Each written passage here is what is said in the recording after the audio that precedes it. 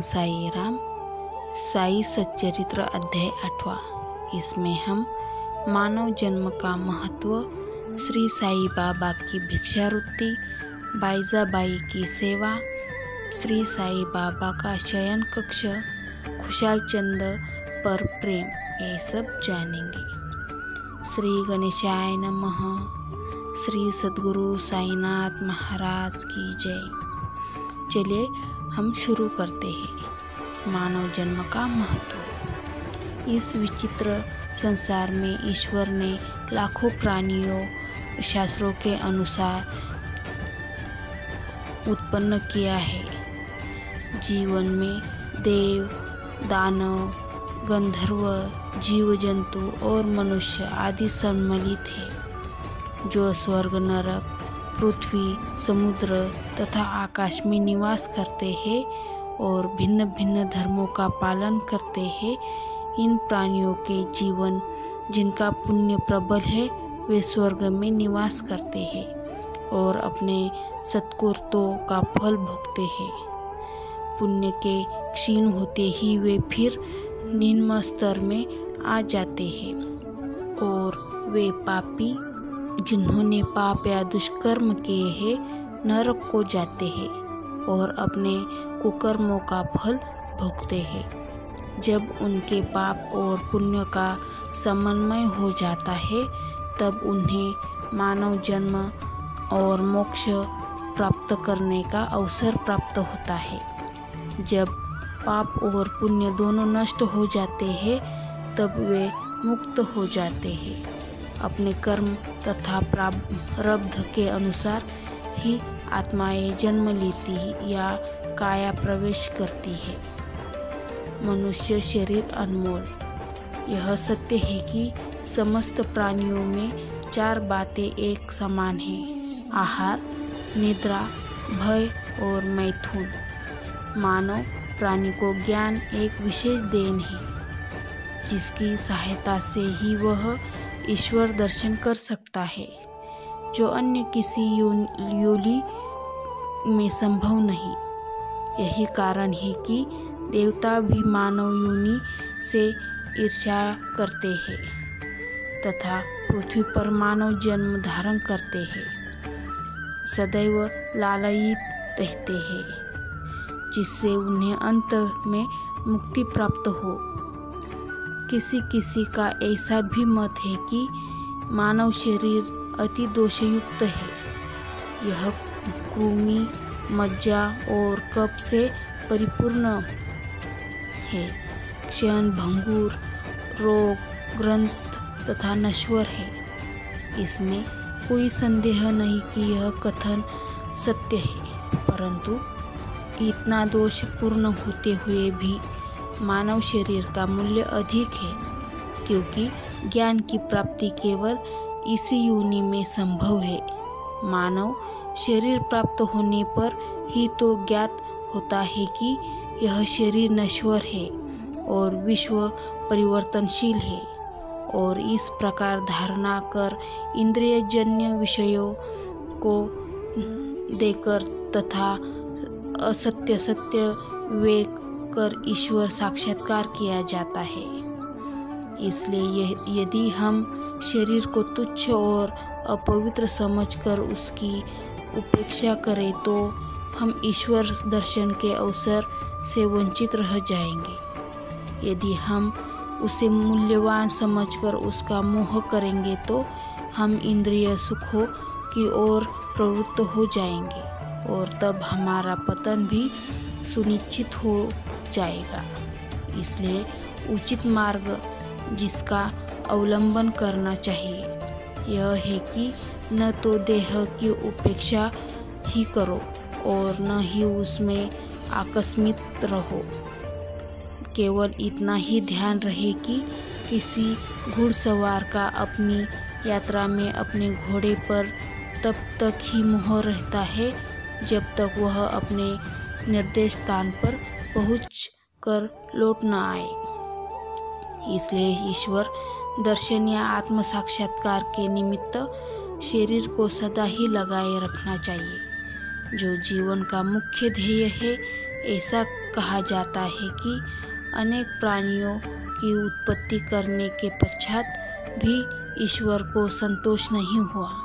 कारण यह है कि कोई भी प्राणी उसकी अलौकिक रचना और सृष्टि को समझने में समर्थ न हो सका और इसी कारण उसने एक विशेष प्राणी अर्थात मानव जाति का उत्पत्ति की और उसे ज्ञान की विशेष सुविधा प्रदान की। जब ईश्वर ने देखा कि मानव उसकी लीला अद्भुत रचनाओं तथा ज्ञान को समझने के योग्य है, तभी उन्हें अति हर्ष एवं संतोष हुआ। इसलिए मानव जन्म प्राप्त होना बड़े सौभाग्य का सूचक है। उच्च ब्राह्मण कुल में जन्म लेना तो परम सौभाग्य का लक्षण है, परंतु श्री साई चरणाम्बुज में प्रीति और उनकी शरणागति प्राप्त होना इन सभी में अति श्रेष्ठ है। मानव का प्रत्ययन। इस संसार में मानव जन्म अति दुर्लभ है। हर मनुष्य की मृत्यु ते निश्चित ही है और वह किसी भी क्षण उसका उल्लंघन कर सकता है। ऐसे ही धारणा कर हमें अपने ध्येय की प्राप्ति में सदैव तत्पर रहना चाहिए। जिस प्रकार खोए हुए राजकुमार की खोज में राजा प्रत्येक संभव उपाय प्रयोग में लाता है, इसी प्रकार किंचित मात्र भी विलंब न करे। हमें अपने अभीष्ट की सिद्धि के हेतु शीघ्रता करनी ही उचित है। अंतः पूर्ण लगन और उत्साहपूर्वक अपने ध्येय और निद्रा को त्याग कर हमें ईश्वर का सदैव ध्यान रखना चाहिए। यदि हम ऐसा न कर सके तो हमें पशुओं के स्तर पर ही अपने को समझना पड़ेगा। कैसे प्रवृत्त होना। अधिक सफलतापूर्वक और सुलभ साक्षात्कार को प्राप्त करने का एकमात्र उपाय है किसी योग्य संत या सद्गुरु के चरणों की शीतल छाया में आश्रय लेना, जिससे कि ईश्वर साक्षात्कार हो चुका हो। जो लाभ धार्मिक व्याख्यानों के श्रवण करने और धार्मिक ग्रंथों के अध्ययन करने से प्राप्त नहीं हो सकता, वह इन उच्च आत्मज्ञानियों की संगति से सहज ही में प्राप्त हो जाएगा। जो प्रकाश में हमें सूर्य से प्राप्त होता है, वैसा विश्व के समस्त तारे भी मिल जाएं तो भी नहीं दे सकते। इसी प्रकार जिस आध्यात्मिक ज्ञान की उपलब्धि हमें सद्गुरु की कृपा से हो सकती है, वह ग्रंथों और उपदेशों से किसी प्रकार संभव नहीं है। उनकी प्रत्येक गतिविधि, मृदु भाषण, गुहा उपदेश, क्षमाशीलता, स्थिरता, वैराग्य, दान और परोपकारिता, मानव शरीर का नियंत्रण, अहंकार शून्यता आदि गुण जिस प्रकार भी वे इस पवित्र मंगल विभूति द्वारा व्यवहार में आते हैं, सत्संग द्वारा भक्त लोगों को उसके प्रत्यक्ष दर्शन होते हैं। इससे मस्तिष्क की जागृति होती तथा आध्यात्मिक उन्नति होती रहती है। श्री साई बाबा इसी प्रकार के एक संत या सद्गुरु थे। यद्यपि वे बाह्य रूपी से एक फकीर का अभिनय करते थे, परंतु वे सदैव आत्मलीन रहते थे। वे समस्त प्राणियों से प्रेम करते और उनमें भगवत दर्शन का अनुभव करते थे। सुखों का उनको कोई आकर्षण न था और वे आपत्तियों से विचलित होते थे। उनके लिए अमीर और फकीर दोनों ही एक समान थे। जिनकी उपार्जन किया करते थे, यह कार्य वे इस प्रकार करते थे। श्री साई बाबा की भिक्षावृत्ति। शिरडी वासियों के भाग्य के कौन कल्पना कर सकता है कि जिनके द्वार पर परब्रह्म भिक्षुक के रूप में खड़े रहकर पुकार करते थे, ओ साईं, एक रोटी का टुकड़ा मिले, और उसे प्राप्त करने के लिए अपना हाथ फैलाते थे। एक हाथ में वे सदा टम्बलेर लिए रहते थे और दूसरे हाथ में झोली। कुछ गृहों में वे प्रतिदिन ही जाते और किसी किसी के द्वार पर केवल फेरी ही लगाते थे। वे साग, दूध या झांझ आदि पदार्थों तो टीन पाट में लेते तथा भात, रोटी आदि अन्य सूखी वस्तुएं झोली में डाल देते थे। बाबा की जिन्हें कोई स्वाद रुचि न थी, क्योंकि उन्होंने उसे अपने वश में कर लिया था, इसलिए वे भिन्न भिन्न वस्तुओं के स्वाद की चिंता क्यों करते। जो कुछ भी भिक्षा में उन्हें मिल जाता, उसे ही वे मिश्रित कर संतोषपूर्वक ग्रहण करते थे।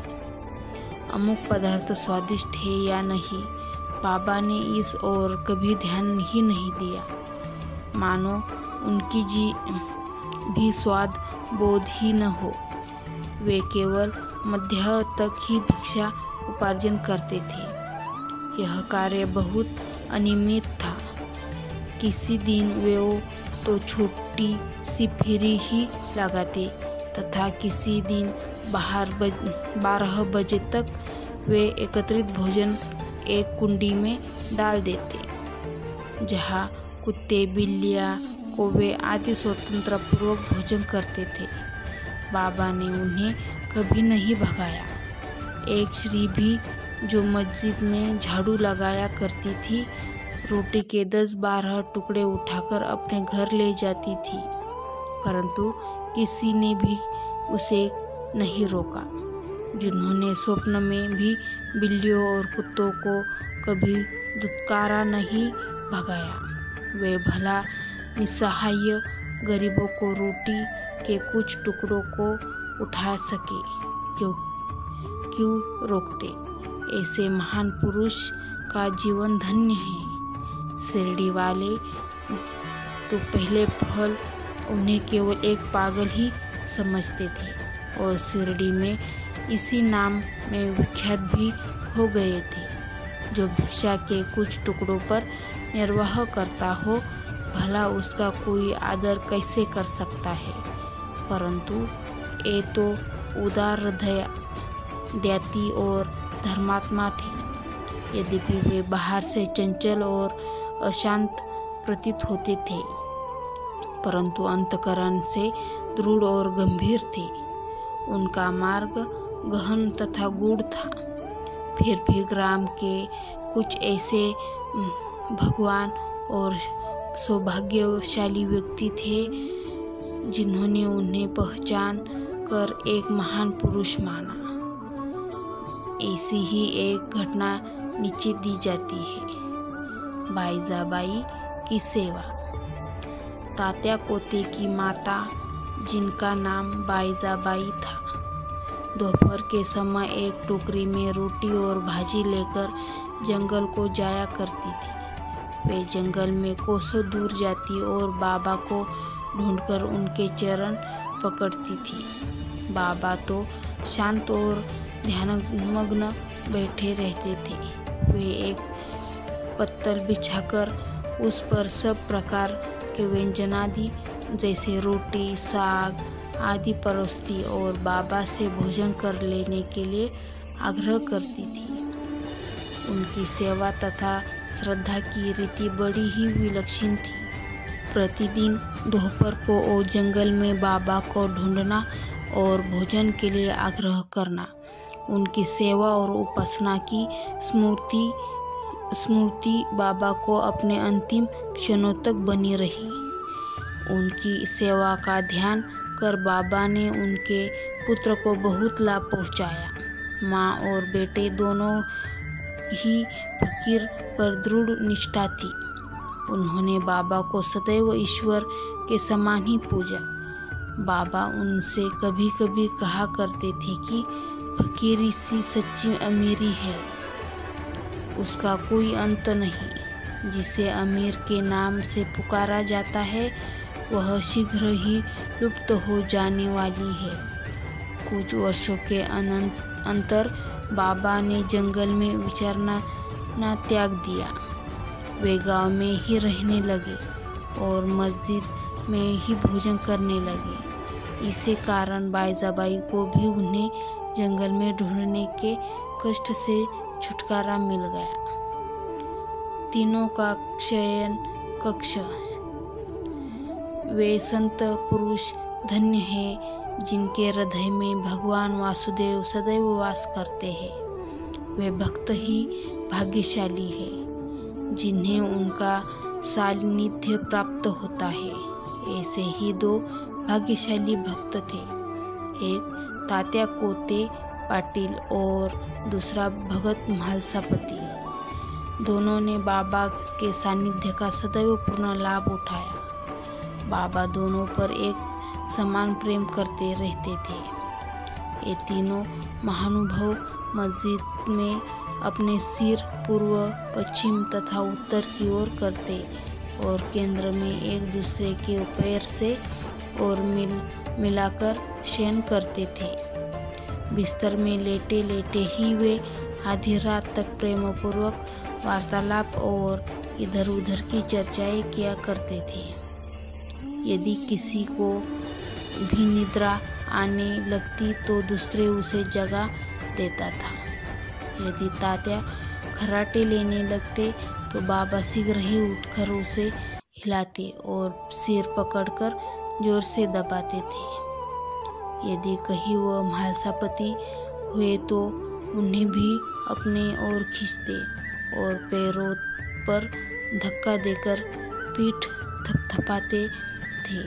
इस प्रकार तात्या ने 14 वर्ष तक अपने माता पिता को गृह ही पर छोड़कर बाबा के प्रेमवश मस्जिद में निवास किया।